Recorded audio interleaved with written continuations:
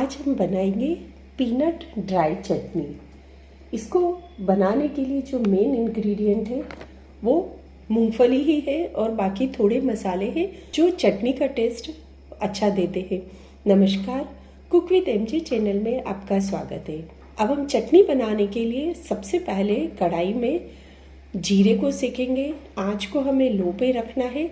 जीरा बहुत जल्दी सिक जाता है। जैसे ही जीरा सिकने लगे हमें इसको तुरंत एक प्लेट में ट्रांसफ़र कर देना है। यहाँ पर मैंने लोहे की कढ़ाई का यूज़ किया है। जीरा सिकने के बाद अब मूंगफली डालेंगे और मूंगफली को हम धीमी आंच पर सेकेंगे।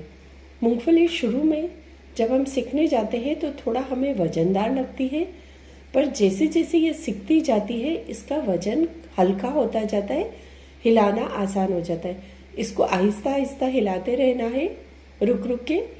और जैसे ही मूंगफली सिक जाती है इसमें चटकने की आवाज़ आती है और इसका छिलका अलग होने लगता है। आप देखेंगे जैसे ही इसका छिलका अलग होता है मतलब मूंगफली सिक गई है।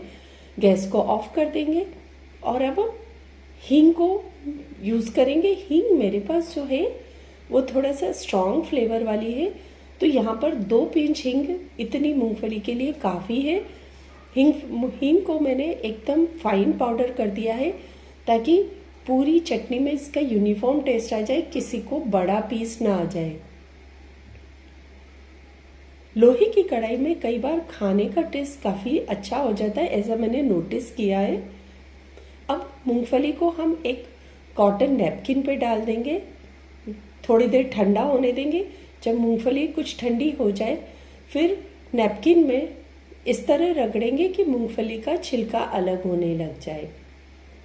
हाथ से रगड़ेंगे, हाथ से और नैपकिन से। इसको आप पोटली बना के भी इस तरह रगड़ सकते हैं, उससे भी इसका छिलका निकलने लगता है। पर मुझे सबसे ज़्यादा पसंद है किस तरह आसानी से छिलका निकलता है। मूंगफली को 2 हथेली के बीच में लिया और रगड़ा, उससे इसका छिलका मैंने ऐसा ऑब्जर्व किया कि ज़्यादा आसानी से निकल जाता है। और हथेली में कुछ मूंगफली के अगर छिलके रह भी गए तो तुरंत निकाल देंगे। अब मूंगफली को झटक कर इसका छिलका, स्किन जो है मूंगफली की वो अलग कर देंगे और मूंगफली के दाने अलग कर देंगे। अगर मूंगफली अच्छे से सिक गई है तो इसका छिलका निकालना बहुत आसान हो जाता है।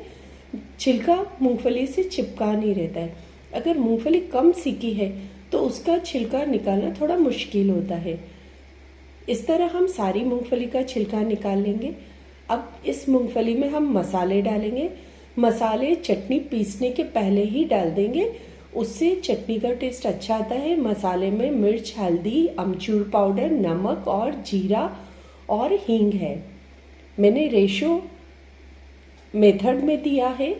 आप मसाले की क्वांटिटी आप अपने हिसाब से कम ज़्यादा कर सकते हैं, अपने टेस्ट के हिसाब से। अब यहाँ पर मैंने मल्टीपल अटैचमेंट वाली छलनी का यूज़ किया है। मल्टीपल अटैचमेंट वाली छलनी में जो सबसे बड़ी साइज़ की जो छलनी है हम उसका यूज़ करेंगे। उस छलनी से मूंगफली की चटनी बहुत अच्छी पिसती है।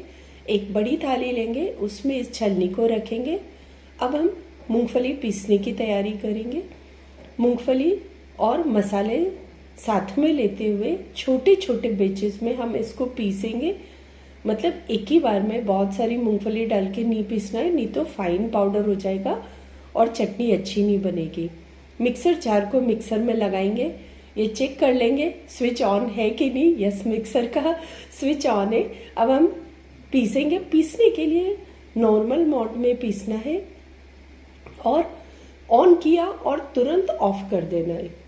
उसके बाद जार में से इस चटनी को निकालेंगे और छान लेंगे और जो बड़े दाने मूंगफली के रह गए उसको वापस मिक्सर के जार में डालेंगे, फिर से पीसेंगे। मैं आपको इसको दिखाती कैसे पीसना है। जार को मिक्सर पे फिट किया, ऑन किया, ऑफ किया, एकदम। मतलब आपको 1-2 सेकंड का भी वेट नहीं करना है, नहीं तो पाउडर महीन हो जाएगा और चटनी अच्छी नहीं बनेगी। यहाँ पर हमारी चटनी जो बनेगी ना, मूंगफली के दाने का जो साइज़ होता है दलिया जैसा रहता है। और छलनी को हम जब मूंगफली छानते हैं तो थोड़ा हाथ लगा के प्रेशर से, हल्का प्रेशर डाल के भी छानेंगे। उससे क्या होता है, इसके कुछ दाने छलनी से नीचे गिर जाते हैं। उसके बाद हम इसको वापस मिक्सर जार में डालेंगे, ऊपर जो छलनी के ऊपर जो बड़ी मूंगफली के दाने हैं।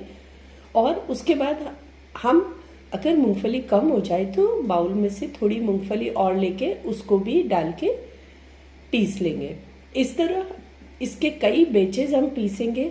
पीसने में कई बार 10, 12, 15, 20 बैचेज हो जाते हैं, बिकॉज इसको बहुत हल्के टाइम के लिए पीसना है और फाइन पाउडर नहीं करना है, तो थोड़ा टाइम लगता है। बट ये चटनी बहुत ही टेस्टी बनती है। जब आप छानने लगे तो ऊपर तो मोटी मूंगफली आ जाएगी, बट आप नीचे देखेंगे कई दलिया की साइज के दाने मूंगफली के होते हैं जो छलनी से नीचे नहीं जा पा रहे। तो ऐसे केस में आपको क्या करना है, बड़ी मूंगफली को तो निकाल के मिक्सर जार में डाल देना है और इन बड़े दाने जो दलिया की साइज के दाने हैं उसको हम चटनी पाउडर में मिला लेंगे। इस तरह हम सारी मूंगफली पीस लेंगे। अब ये हमारी मूंगफली की ड्राई चटनी तो तैयार हो गई है। चटनी बनने के बाद आप एक बार इसको टेस्ट कर लें।